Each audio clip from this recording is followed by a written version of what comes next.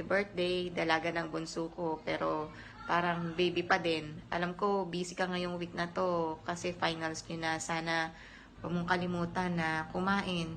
Huwag kang magpapagutom kasi lagi kang nagpapalipas kasi ng gutom. Pero alam mo, very proud ako dahil malaki naging development mo sa sarili mo.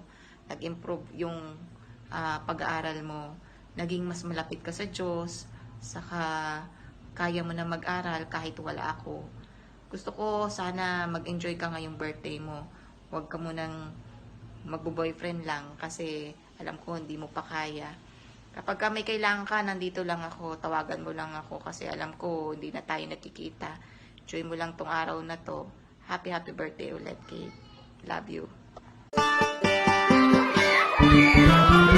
Happy birthday